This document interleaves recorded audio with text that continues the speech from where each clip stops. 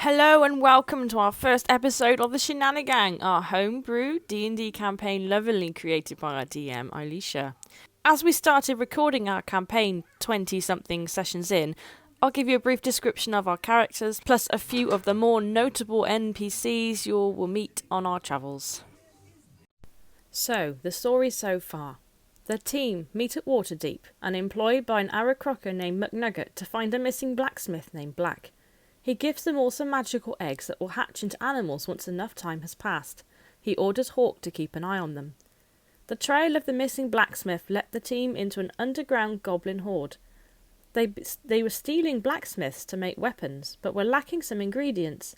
Once rescued, the team celebrate their victory at one of the local taverns. McNugget gave Veska an old dagger that had once belonged to someone that Veska knew, a half-elf named Tebdax. McNugget warns her that he is looking for her. The team are then alerted of an eerie fog in the woods not far from Waterdeep and are sent to check it out and meet a construct that seemed to be made of stone and vines. He led them towards a tunnel, and the team were asked by a mysterious voice to reach the end of the dungeon, not knowing the voice was testing them. In the dungeon, the team had to navigate across lava, with Ig's trousers being singed off, causing Hawk to have his first gay panic. They then had to combat mushrooms, vines and twig blights and come face to face with a deceased hedge knight, who Veska pissed off with her wonderful charm and wit, before finding their key to unlock the next room. All team members had to pass through a tunnel, where the insecurities and fears of the past distorted their perception, almost causing a knife fight between Bexy and Veska before they all reached the next room, coming face to face with the Triton. Once defeated, a darker voice challenged the first one, forcing the Triton to come back and change into a winter wolf. The team managed to defeat that and was rewarded by this mysterious person before being sent back to Waterdeep with no traces of where they had been. Only to later find out, via McNugget, the team was presumed dead after being away for 4 months. This led them to believe they had encountered their first journey within the Feywilds. The eggs start to hatch. Bexy has a lawful evil fairy dragon named Danim.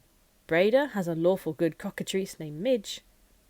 And Veska has the chaotic good Netherland dwarf rabbit she calls Ro. Suddenly, a band of soldiers called the War Swords burst in and arrest them. They want Braeda in particular, speculating she has murdered someone. Ig is completely knocked out and presumed dead. Veska, Bexy and Braeda are handcuffed and thrown into a wagon, whilst Hawk manages to escape. They are taken to a dwarven mining town named Laviger in Piliter. Veska recognises one of the War Sword soldiers, a half-elf named Tyserif, but keeps quiet. While in a coma, Ig trains with McNugget and a Tiefling called Blue in a weird dream space, as well as comforting Bexy at night, who is dealing with some severe PTSD issues from her past. Hawk, with George, a Dragonborn famous for his toasted sandwiches, eventually catches up with the wagon and tries to rescue the group. Unfortunately, Hawk is spotted and manages to convince the War Swords that he is a stripper. A particularly horny female dwarf named Tazael rather enjoys the show. They finally manage to break free as Ig wakes up from his coma and unknowingly drops his egg whilst escaping on horseback via the Druids. They take refuge in the Wizard's Hand Tavern, Masker's Eye. Veska tries some dodgy Tesco value box wine called Maskerberry wine, which makes her temporarily blind and instantly drunk. While Veska is calling for shots and accidentally dousing an elderly couple out for a birthday meal with salt, a blink dog appears on the bar with a note around its neck. It is a gift for Ig from Blue's patron. Ig calls the dog Cerberus. It is chaotic evil and prone to naughty behaviour. Veska tried to read the note, but in her partial blindness, accidentally reads over the shoulder of a different person, who happens to be writing a porn novel. Talus Inkbottle gifts her his book titled The Balls of Wrath. The team head up to bath or sleep, and while Ig is waiting for a bath, he climbs onto the roof of the inn. There he spies the War Swords have decided to visit the inn. Once they're all bathed and clean and fed, Hawk has his second gay panic with Ig. The War Swords are downstairs having a drink, and the team devise a plan to capture Tyserif and torture him for information on why they wanted to take Braeda. With Hawk acting as a decoy to lure the others away, they manage to poison Tyserif with the help of a barmaid, Thistle Applebis, with the Maskerberry wine, and drag him upstairs. The torturing doesn't exactly go to plan. Tyserif seems to know personal details about each of the group and ends up casting Dominate Person on Braeda and taking her through a dimension door to escape. The group try to find Hawk so they can go after Braeda, but find out he's also been captured and similarly disappears. They do discover Braeda is wanted for murder and will be standing on trial in Laviga, so Bexy, Veska and Ig head in that direction with the help of a half-elf named Sanderswood, who claims to have known Braeda in the past. He provided the team with his black hair horses and set off across the Earthspur Mountains. On the road, they meet a few of the local dwarven war swords who have been left behind and pose no threat to them, but knew of the roads around the Earthspurs. Unfortunately, Tazael is one of them and consistently tries to get into Ig's pant, who is completely uninterested. They also meet a half-orc named Malabark, who has been thrown out of his clan for being too weak and was lying injured on the side of the road. The team offer Malabark safety just as they are attacked by two members of his old orc raiding clan, but manage to survive the ordeal together as one big team. Whilst this was going off, Baron had already travelled to Laviga to rescue Braeda out of the prison, stating that she is the daughter of the Bloodbeard clan, therefore she is to remain with her family until the time of her trial, not rot in the town controlled by the rival clan who wrongly desires her head. When they arrive at Vordric Dun, Braeda is alive and well. She introduces them to her father, Baron, who is the chief of the Bloodbeard clan. She has uncovered bits of her past that she had forgotten. Her name is actually Braewyn Bloodbeard, and she is on trial for murdering a dwarf named Cromar Gritsword, the son of Cromek, the chief of the Gritsword clan, and her betrothed. Unfortunately, she does not remember why she killed him. They have a week to prove her innocence. The next morning, while questioning some of the inhabitants, Veska and Ig accidentally upset a dwarven chef over some sweet rolls, and Ig takes the chef's wooden spoon in revenge, not realising it was cursed. After some investigation in the mines where the murder happened, Braeda starts to remember bits and pieces about her past. Cromar was not a very nice person and was abusive towards Braeda. In the end, she acted in self-defence and pinned him to the wall with an axe, but his body was found in a different room. After questioning some of the prisoners in the mines, they uncover that Braeda's uncle Bunir, Baron's younger brother, had been plotting to kill Baron and take control of the Bloodbeard clan. They clear the mines of monsters and gather as much information as possible, but Bunir senses that he's been caught and sets fire to his quarters to destroy the rest of the evidence. Thankfully, Veska manages to find some evidence in Bunir's room in the form of a letter from Tyserif, informing that he will take care of Baron and Braeda.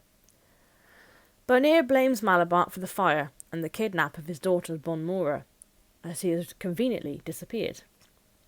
Ig manages to find their trail, which takes them to a hidden underground deep-gnome market named Ilibethic, located within the mines of Vordric Dun. In the hidden market, Braeda and Veska find a pet stall that sells fungulis, a type of frog with mushrooms that grow on its back. They instantly want some, but don't have enough money to buy any. Ig is thankful, for he detests them. They also meet a goblin called Breadstick, who sells a majority of weird and wonderful things. He sells Veska a tooth that he pulls out of his own mouth, plus a couple of bags of holding. While the team is in Breadstick's shop, Ig goes to a nearby hotel and finds the Canon, one of the prisoners that they helped to release in exchange for information about Bunir. Cannon takes them to a spa and brothel called the Sinful Snuggle, where Malabark and Bonmora are hiding. They go to meet Bonmora, who can no longer speak thanks to Bunir slashing her voice box a few years ago. She clearly knows something that she isn't supposed to. They explain that Bunir wants Bonmora dead. He gives them another letter from Bunir that was addressed to Cromak about Cromar's death to incriminate Braeda. The next morning they all set out to Laviga, the home of the Gritswords, where Braeda's trial will take place. While there, they visit the Warsword headquarters, which contains a prison. They ask if Hawk is being held there, but the receptionist is uncooperative. A dragonborn warsword named Nilmaris takes them elsewhere to answer their questions. Nilmaris confirms that Hawk is with the warswords, but doesn't know exactly where he is. But he's been tortured by Tyserif. The next day is the trial. The team heads to the courthouse. Braeda and Bunir are questioned when the evidence is passed around. Bonmora arrives and manages to tell her story with a sign language, but the jury are undecided due to lack of evidence. and she must fight Cromek Gritsword for her right to live. The fight starts, and they trade blows, and then completely without warning an earthquake erupts underneath them, and a young red shadow dragon emerges, with Tyserif on board. The dragon squishes Cromek, breathes fire at Bunir, and grabs hold of Baron before flying away. Cromek and Bunir are dead. According to Dwarven law, Braeda is now the Gritsword chieftain for having bested Cromek before the dragon squished him. They head back to Vordric Dun, which is in mass panic. Dwarves tell us that there is a dragon and a displacer beast running in the mines. They head back into the mines to track down the monsters and find Tyserif and Baron, only to come across an elven warsword named Tarathiel, who had killed the displacer beast along with Hawk. They all head through the mines together, and Tarathiel explains Hawk is waiting for them further ahead. He had rescued him from Tyserif by taking him to the Yellow Rose Monastery and returning upon hearing news of Braeda's trial. The team continue through the mines, coming across 2 more prisoners who had been driven mad by illithids before their imprisonment by Baron. Despite the team's best efforts, they couldn't befriend them and had to dispose of them unaware that they had walked into their master's trap. A lone mind flayer attacked the group, who managed to fend them off with a well-deserved poison spray before battling deeper into the Grass caves. Along the way, they fought valiantly against a series of hobgoblins, forever following the sounds of dragon cries that further led them into the tunnels and towards their destination. Whilst the team rested for the night, Veska was visited by a mysterious stranger from her past, before the team was woken up by a 9-foot owl, carrying Baron on her back and handing Tarathiel a note from Hawk not to go forward for the fear of Tyserif catching Braeda, which of course is completely ignored. They find Tyserif in a large room built into a coliseum. While Hawk and Tyserif are busy trading insults with each other, the others get in position to attack. Hawk summons 7 9-foot fucking owls to attack as they all advance. Tyserif dimension doors away, commanding the dragon to attack. As blows go back and forth, the red dragon has the upper hand, and things are looking grim. Suddenly, a gold dragon appears, telling the red dragon to get away from Braeda, his wife. Both dragons start fighting one another, and Tyserif pops back into battle. He manages to cast Dominate Person on Hawk and take control of the owls, sending them to attack the other members of the group instead of him. Eventually the golden dragon kills the red dragon, and the owls down Tyserif. One of them rips an ear off. Veska approaches his unconscious body to finally end his miserable life, when suddenly a cloaked figure appears next to him. Hawk manages to grab hold of the cloak to reveal a tabaxi face before a pair dimension door away again. Veska's very spooked, and although she doesn't reveal it to the others, she knows the tabaxi from her past. The golden dragon introduces himself as Irmkill, and he is part of a group of golden dragons that protect the Earthspur Mountains. He had to leave her after years of being disguised as a dwarf to protect her and everyone else from the illithid threat lurking beneath, hoping that she'd eventually find happiness without him. Tyserif plotted the whole conspiracy against Braeda in order to lure out Irmkill so he could control him. Irmkill flies them back to Vordric Dun before going back to his duties in the mountains. Back at Vordric Dun, they are now hailed as heroes and have been rewarded with gold and items. Baron asks them to clear out some of the monsters that have been left in the mines, so they head out. They quickly come across another cave-in and discover creatures called Grix. Hawk is terrified of them, as he's lost friends to them before. They're surrounded by them, and it becomes a rough battle. One of them throws Veska to the ground away from the others, breaking her leg and rendering her unconscious. No one can reach her to save her. Braeda's getting pulled apart. Hawk is being mauled, and it continues to slash and hide. Veska dies, but is thankfully revived with the special glowing stone that Hawk carries. Eventually, they manage to defeat the Grix, but they're all shaken up. They head back through to Illibethic, and Veska and Braeda decide to treat themselves to some fungulis now they have enough money. There's only one left, a purple one. Braeda buys it for Veska, and it gets named Keith. The team chill out at the spa for the evening to relax and unwind. The next morning, Veska finds mushrooms in her shoes. Braeda is snoring and waking everyone up. The York bartender has had enough of the noise, so Veska offers him some mushrooms he could use as earplugs. Unfortunately, the juice from one of the mushrooms drips down his ear canal and deafens him, Even more upset, he throws them all out of the hotel. They spend the day exploring the market, buying weapons, cakes, equipment, and sweets. Ig notices a Kenku watching him before disappearing into a thieves' guild called the Fragon's Feather. Ig and Veska go to check out the guild. An orc who is sat and smoking a cigar takes exception to Ig being there, but he gets ignored. They order drinks and sit. The Kenku keeps repeating silver rooks, and Ig remembers Tyserif talking about that when he had captured him. The orc ventures over and stares intently at Ig, pointing to his silver eyes and accusing him of being a silver rook. Ig doesn't know what he's talking about. The orc says that someone named Lord Favorsprite has killed all the silver rooks years ago.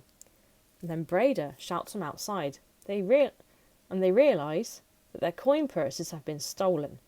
They all chase after the thief, who attacks with acid. Before they can capture him, someone shoots the thief in the back of the head with an arrow, but there's no sign of the archer. The thief melts into a puddle of acid, and they head back to Vordric Dun. In the morning, Veska wakes up to mushrooms on her horns. She eats one of them, and promptly passes out, nearly flattening Ig and Braeda. The pair decide to wake her up by throwing her into a pool, the same pool that Bexy happened to be swimming in at the time. Bexy is not amused. Veska is not amused. Braeda and Ig think it's hilarious. Later, the team join the Bloodbeard clan to journey to a place called Raven's Bluff, where they are hosting a large midsummer festival. Baron warns them not to start any fights because he can't be asked to deal with it. Amongst the stalls is an elf reading fortunes, and charging a fortune for them too. The others decline, but Ig sneaks back for a reading while the others are distracted by some hippogriffs. He learns some startling information about himself. He never remembered much about his parents and only remembered the death of his mother when he was young before being magically transported to a place called Coneyberry while it was experiencing a winter storm. The elf tells him that his mother was part of the Silver Rooks, a group that was made up of members from the Shadar Kai who worship the Raven Queen. She says that because of the Shadar Kai have bad reputation, the Silver Rooks set out to change that by doing lawful and good deeds for Faerun under the name of the Raven Queen. Ig learns that he is the son of a human king who fell in love with someone from the Silver Rooks and was betrayed. He is still alive. She then goes on to say that he was guided to find a man named Conroy who raised him and trained him to be a knight for the royal family of Neverwinter. She mentions his oath of celibacy and that it was broken. His love was stolen from him and then his suicide. She ends by saying that a woman of feather looks over him and he will find protection in a white raven. The group then head to a tavern called the Last Jack. They bump into a friend of Veska's, a halfling bard named Corin Dundragon, who has a pet owlbear named Harold. He shares a few embarrassing stories of Veska, and the group adds some more to his collection. Corin shares some gossip about the Shadow Kai are in Cormanthia, a crazy drow and a red dragon, and mentions something about Lord Favorsprite and he'll be present at the summer festival tomorrow, and then at Silver's Day festival that will be in the Feywild shortly after. The conversation then switches to songwriting and musical skills, and about how Veska stole Corin's cherished harmonica, a family heirloom that had been in his family for a whole 2 days. At night, Ig feels claustrophobic in his room and heads up onto the roof for some fresh air. As soon as he sits and gets comfortable, he passes out. He wakes back up in dream space with Blue and McNugget. They ask him what they've been doing since they left Waterdeep. Once Ig reluctantly fills them in, McNugget informs him that someone has been looking for him in Waterdeep. Ig asks for more information, but cannot hear the answers. The world around him starts to go grey and shadowy. Blue and McNugget disappear and are replaced by cold mountains and dead trees. A large creature approaches and looks like a shadow dragon. A white raven then appears, and Ig is sent back to his present self. Meanwhile, back in the tavern, Veska accidentally manages to throw Keith out of a window and scales the drain pipes down to the ground to fetch him. While being careful, she investigates the window of a room. A lady screams and shouts that she's a peeping Tom, frightening Veska, who falls the remaining distance and lands right in front of Corin. Braeda raids the mini-fridge in her room and fills the bag full of all its contents, and then puts the fridge in too, and then fills it up with toiletries, the shampoo, shower cap, toothbrush, posh towels, a rubber dragon, the dressing gown, and a bunch of other shit. The next morning is the Midsummer Festival. Veska wakes up with mushrooms threaded onto her tail. Hawk and Bexy go off together, while Veska, Braeda and Ig check out the arena, where some jousting is taking place. Briellen, one of Braeda's cousins, is taking part.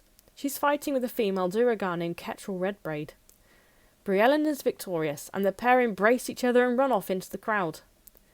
Veska and Braeda encourage Ig to try some melee fighting, which he reluctantly signs up for, only to be bested by a kobold. Irritated, and still feeling the effects of the fortune teller and his weird experience the previous night, he steals the kobold's money in retaliation. Braeda does some fighting and wins her battle. Then they have a go at Hook a Fish. The vendor notices that Ig is in a sour mood and keeps giving him Funguli-themed toys as prizes. Thoroughly pissed off, Ig accidentally pushes the vendor into his pool and is arrested by 5 warswords. As he's escorted away, Veska and Braeda can't decide if they should go after him or go and play familiar frisbee. Ig is taken to a local warsword headquarters and thrown into the cell. He gets given some water and is told that if he's found guilty of his crime, he will be imprisoned for a couple of days and might be transferred to the capital. The jail cell is impervious to magic, so he's unable to contact Cerberus. A mouse runs out of the hay in the corner and turns into a human variant, or a changeling. He then transforms into Ig himself. He takes hold of Ig's chin and once again makes a comment about his eyes. The changeling says his name is Cien, and he's looking for someone before being taken here. He then transforms into an elf. After a short time, Ig sits and is felt like being pulled into the dream space. McNugget then appears before him and motions for him to get up. They figure out that in their last meeting, Ig was summoned to Shadowfell by the Raven Queen. McNugget then says that the stranger looking for him back in Waterdeep might be his father and wants to meet him at a place called Silvery Moon. Talk goes back to Silver's Day Festival, and as Ig tries to ask questions about it, he feels himself being pulled back to Shadowfell. The dragon watches him as he walks towards a frozen lake. It's very windy and snowy, and visibility isn't great. He hears a crack and manages to jump out of the way before he falls. The dragon starts to follow him. He carries on, and this time doesn't move quite quick enough and starts to fall. A snout reaches out and grabs him. He immediately wakes up and is face to face with Cien, who has a devilish smirk. Cien's covered Ig's mouth and has a knife to his throat. There are 2 other elves in the room. Cien and the elves confirm that this is who they are looking for, and he's done as Lord Favorsprite has asked of him. As Cien's attention is on the other elves, Ig notices that his grip on the knife has slackened very slightly. He grabs the knife and slashes at Cien's throat, who looks surprised and slumps to the floor. He starts to change back into Ig, but dies before the change is complete. Ig faces the 2 elves. One is happy to fight, the other can't be bothered.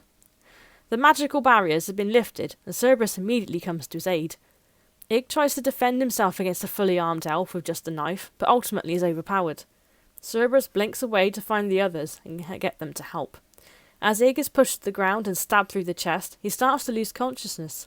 At one point, he wakes to find himself being carried through the streets of an elven quarter of Ravensbluff.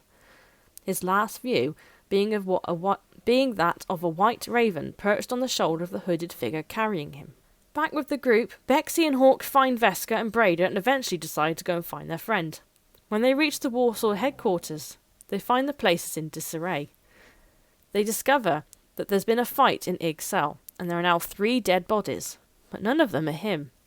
The Dragonborn Mornsword in charge accuses them of being involved. Braeda questions whether he actually locked the door properly. They investigate the cell and find the bodies, one with a slash to the throat, one stabbed in the back, and the other with his neck broken.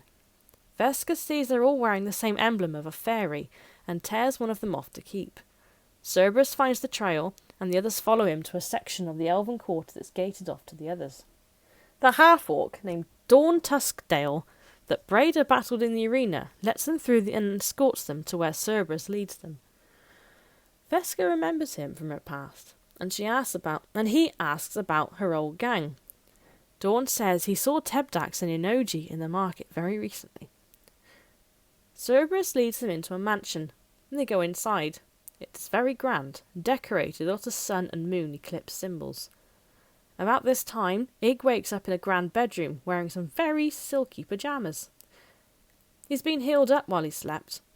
The hooded figure with the white raven sits at the foot of the bed and warns him that Lord Favorsprite will keep sending men after him and he has to stay away. He then leaves out the window, Assassin's Creed style.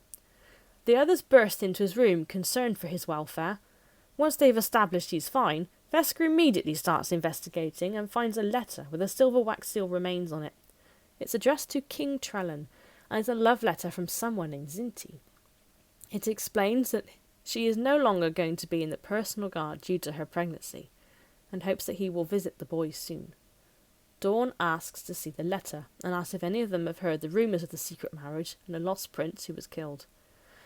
Braeda starts to wonder if the bookshelf will fit into her bag of holding. Dawn is angry that Braeda's trying to steal, and grabs her bag of holding and empties it. The mini-fridge falls out and continues to fall through the floorboards and into the pristine kitchen below. They head out to let Ig change, but Hawk turns around too quickly and sees too much. In his panic, his third gay panic, he knocks the bookshelf over and grabs a book on how to clean silver to distract himself. They then head to a kitchen. Hawk fixes the damage, and they raid the cupboards to make some dinner. Dawn tries to bring up Veska's past again and mentions something about a necklace that he knows that she stole. Veska refuses to talk about it. Once fed, they head to another inn that Dawn recommends. Alone in their room, Veska retrieves a necklace from her bags. Suddenly she feels like she's no longer in control of her body and finds herself walking back out of the inn without anyone noticing. Ig has climbed to the roof again and studies the letter.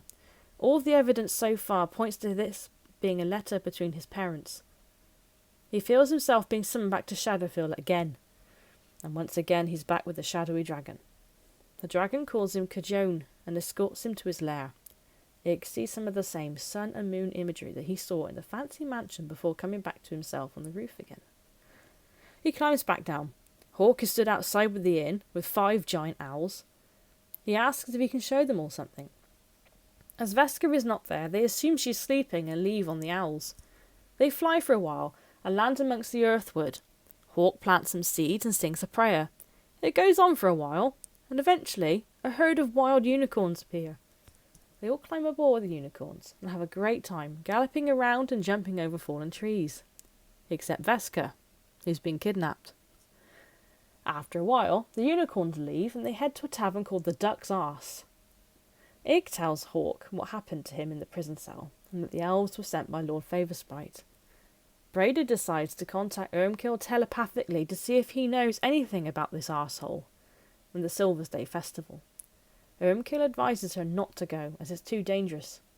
A puppet show starts up in the tavern, but is very risque.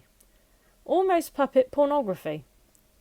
Once that finishes, another story starts called The Tale of the Two Sisters. Bexy says that her mother used to tell her this story when she was little. Braeda asked the tavern owner if he could increase the fire in the hearth so that she could contact her god Moradin, but he refuses. Instead, he completely overreacts and throws them all out. Bexy is not impressed and tries to watch the show from outside the window. Braeda sets fire to a log and manages to contact Moradin. Meanwhile, Hawk and Ig roast marshmallows. Moradin basically tells her to avoid Silver's Day. The group talk together again, and they decide they're not going to Silver's Day. Everyone they've talked to about it said it would be too dangerous. They decide to head back to Raven's Bluff, as it will be morning soon, and Veska will be wondering where they are. They climb back onto the owls, but Bexy refuses. The owl decides to grab her anyway, and the two of them have a massive fight. At some point, a temporary truce is called, as they are suddenly interrupted by some mysterious rings of shadowy smoke circling members of the group. Our first recording starts here, so please dive in and find out what happens next.